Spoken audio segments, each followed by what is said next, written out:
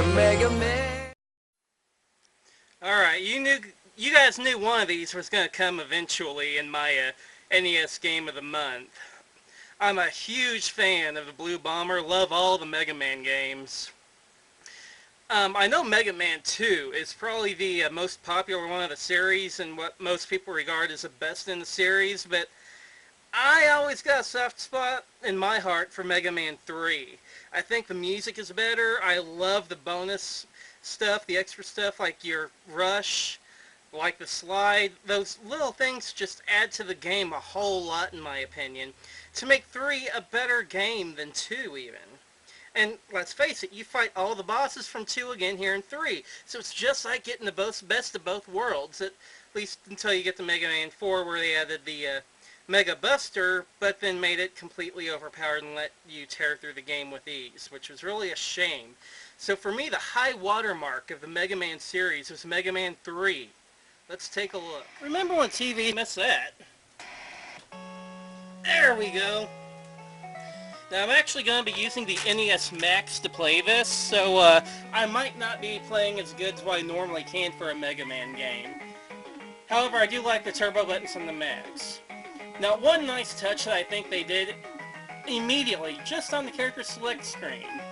Mega Man's eyes follow the cursor for the level that you're going to select. I know it's something stupid and minor, but I think it's a nice little touch to it that really just adds to the game a little bit. Not much, but every little touch like that shows that Capcom was paying attention. And while I know most people start over here with Top Man, or even as a kid, so occasionally I'd start with Hard Man, but usually the guy I start with is Magnet Man. Love the little pose that he does, too. All the robots do the little poses, like in all the other games, for the most part, and I love the little poses that they all do. Especially because most of them, quite frankly, are so easy to beat it ain't even funny.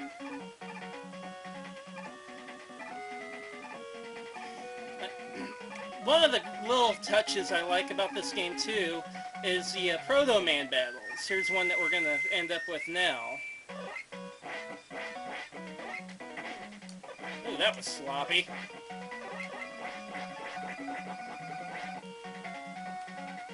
That was better. No one knew who the guy was. Didn't know whether he was a goodie or a baddie until much later on in the game. I mean, when this game was new, everyone wondered, who's Proto Man? We all know he was pretty stinking cool. But none of us really knew who he was. And that made the ending of this game so much better whenever it finally happened. Off a little bit. Nice killing for the hell of it.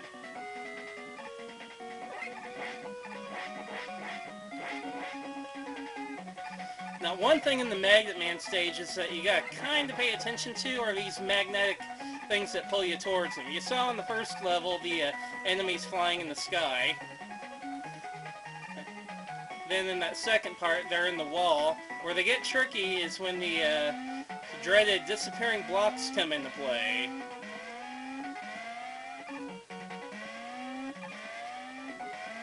Well, some of these jumps are easier to make than others.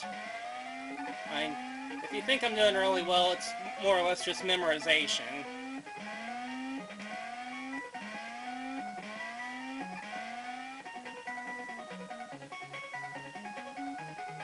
I'm sure if you can hear the background music, it's really got some catchy tunes going.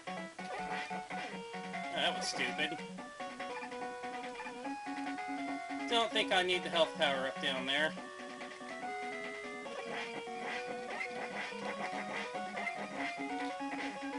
Well, that was stupid too. I'm not doing too well today. Alright, let's go after Magnet Man. Once again, they strike the pose, and the battle begins. Man, that was sloppy. Maybe it's just I'm not used to the NES Max or something, but I'm playing pretty sloppy. See, usually I can turn around and get off another hit whenever he jumps over. For some reason, I'm having trouble doing that. Now, one kind of secret in the Mega Man games, you usually see people kind of hammering down on that fire button in boss fights. But usually it don't really have that much of an effect. Usually you gotta wait till they stop that flash thing before you can do any more damage to them again. So just save your Mega Blaster hits, because you can only have 3 shots on the screen at one time anyway. So save your hits, just hit the boss whenever you can, and you'll find that the boss fights are a lot easier. Love the weapon upgrade music too.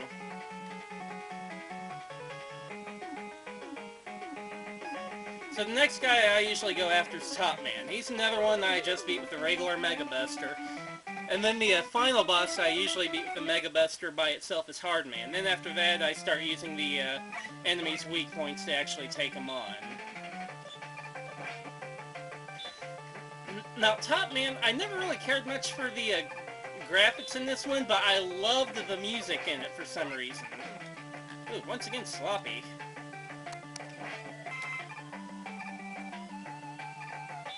I usually play a lot better than this.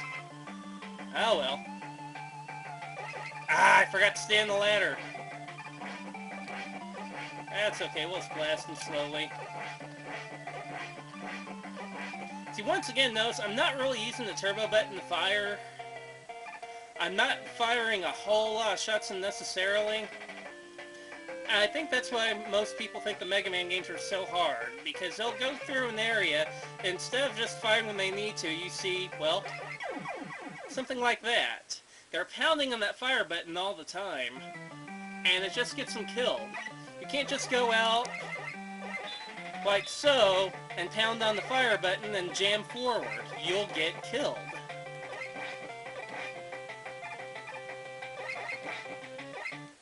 Instead of doing that, time your shots, as you see there, and you'll end up doing a lot better and doing a lot more damage. And here's what I was talking about earlier about staying on the ladder. Stay on that ladder and you're good to go. It's always best, instead of dropping down like so, stay on that ladder. You never know what's coming up on the next screen.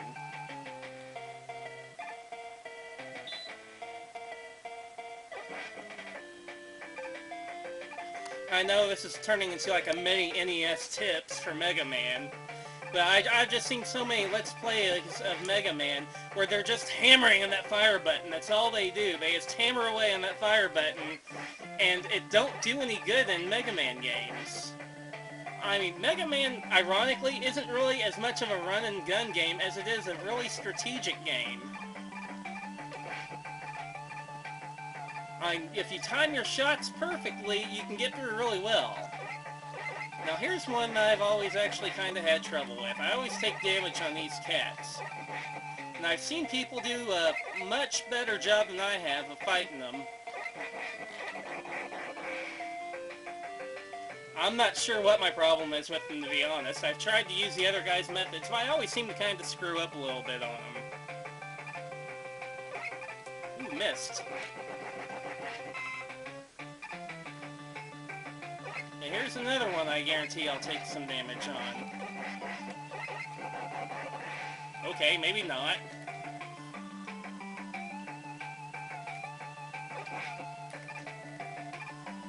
Now, because I'm using this NES Mix, and I'll even show it to you to prove this ain't an excuse, I might screw up on this jump. For some reason, this controller seems a little flaky. Ooh, made it. Cool. I probably need to take it apart again and re-lube the little disc inside of it. Ooh, screwed up. But everything in Mega Man games is mostly about timing. And like I said, I'm sorry my game of the month is turning into an NES Tips. It's just that after so many horrible Let's Plays, I feel the need to show it how it's done, more or less. I'm so tired of people hammering down on that fire button. Alright, here we are with Top Man. Screwed up, oh well.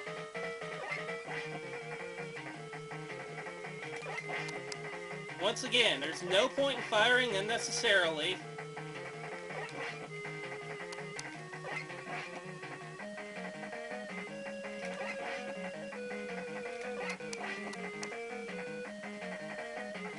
Now see how I kind of hammered on him there?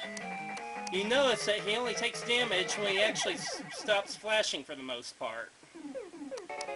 Now I think there is a little time delay in there to where he'll still be flashing and take damage, but I haven't exactly mastered that time delay yet. So I just wait until he stops flashing and then fire again. And it seems to work out really well. Just time your shots, be patient, and you'll have it. So that, in a nutshell, is Mega Man 3. Hey! We just got some news. YouTube up their limits to 15 minutes on videos. So let's see if we can squeeze in Hardman real quick. And we are going to be running like crazy to squeeze us into the 15-minute mark. So let's see if Leftco can do it. And of course, some of you know the trick on the bees. I don't know if you can really consider it cheating or not.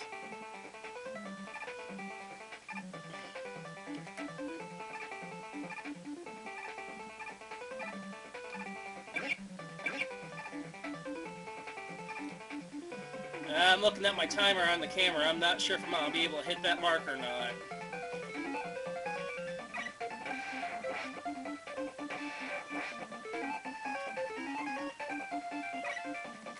However, we'll get as far as we can. Just to show you some early level methods of playing for this stage.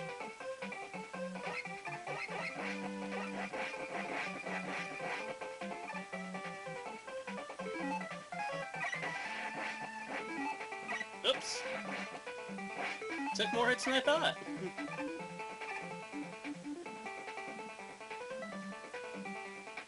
Now once again, staying on the ladder is your friend. Of course, I don't know why I'm trying to kill the guy. I'm at full health. Then again, weapon energy is always a plus too.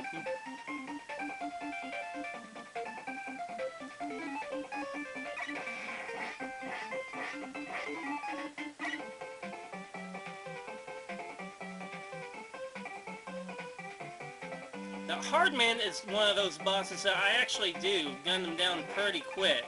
I usually don't use the one pellet attack on him like you've seen for the previous bosses. I usually hammer on him pretty hard, because I prefer to beat him with a Mega Buster, but at the same time,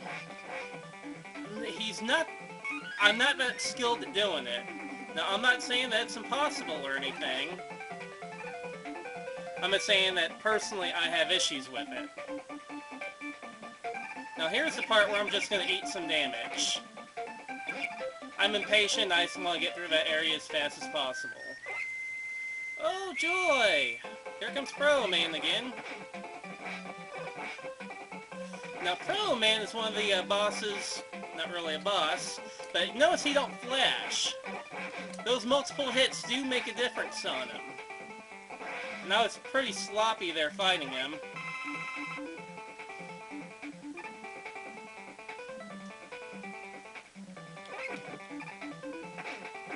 I'll take the hit. I really don't care.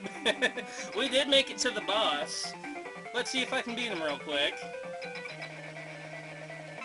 Now, I'm not sure if I remember right, but I think he might be weak to Magnet Man. Always be sure to jump whenever he hits the ground. It does help your chances. Which I might have to test. Yeah, he's weak against Magnet Man. Okay.